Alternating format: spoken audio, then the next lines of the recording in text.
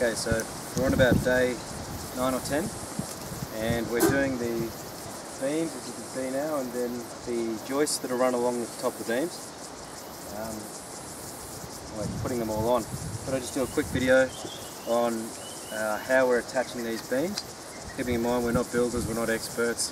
Most of these are out by at least 5 mil, some up to about 20 mil. But once the floor's on, there should be very little variation. It's pretty flat, so and that's what we're really looking for. So the way we've done this, if we bought these L brackets, you can buy them for about $4 a pop from Bunnings, and we're using the drill bit and a coach screw. You take the drill bit and you measure it by taking the coach screw and putting the drill bit behind it and putting it right behind it, and you should just, the coach screw should just cover the drill bit. You shouldn't be able to see the drill bit on either side. If you can't see the drill bit on both sides, it's too big a drill bit and your coach screw won't be gripping.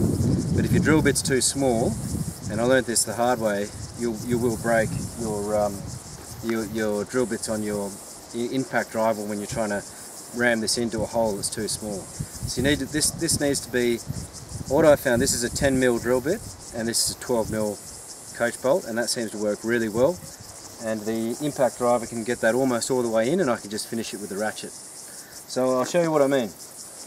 We've already drilled the holes, and all we did was we lifted this C-section onto the and measured it up and put the spirit level on it to make sure everything was flat, and then we put this underneath and drilled 2 holes exactly where that was, which was right there, of course. So that's already been done. You can see those 2 holes. So now what we do is we just put that back down.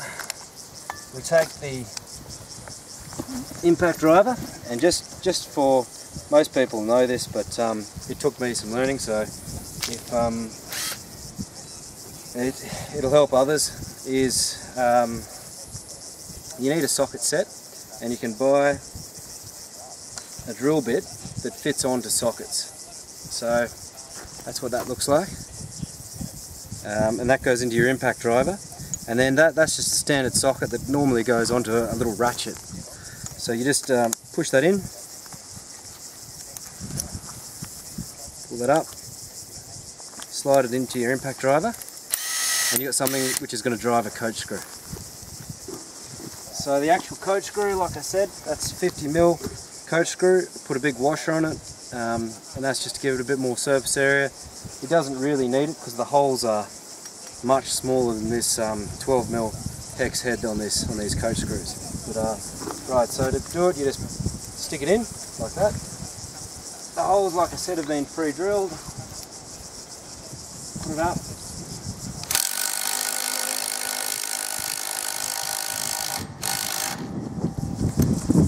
I like to get it in probably about just about an inch off, and then if you do the second one, you can make sure that your L bracket here is going to stay pointing in the right direction, which is obviously very important when you're putting the beam on top. They often don't, and that's obviously because the timber's curved.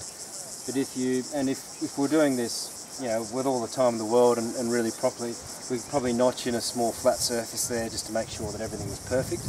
But we're happy with what we've got.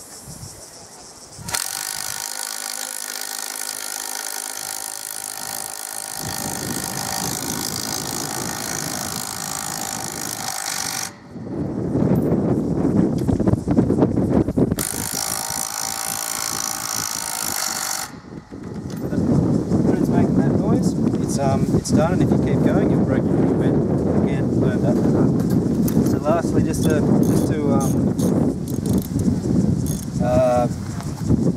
tighten it once and for all, you use just the normal ratchet, which is the same head as socket head as that one, and you just tighten them up the last few turns.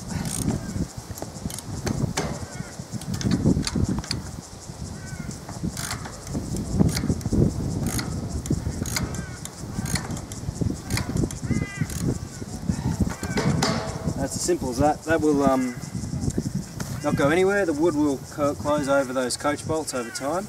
We'll put another one in to this side here, and the C-section itself will sit on top of this stump between those two L brackets. And then we'll put a small bolt in through here into the bottom of the C-section just to hold it in place through those two holes there and at both sides. And lastly, the reason we're doing this, and we'll get into this in a later video, is because the walls themselves are going to be sitting on that C-section, on that beam. They're going to be slab walls that are going to go in horizontally like this up the side of the post, and then right up to the top, and then connected into the roof. So obviously this needs to be very well supported at the bottom here, because it's going to have the full weight of a heavy timber wall, and it's probably going to be about 1 inch thick, so it is going to weigh a lot when it's finished. We want most of that weight sitting on this stump, obviously, because that's going to get transferred straight into the ground in the most efficient way. But it's also important that the bottom beam is fixed to these two posts, because we don't want the wall going anywhere, and B, that this bracket is strong enough to hold enough of the weight that it will get. So that's it. That's how we're putting the beams on.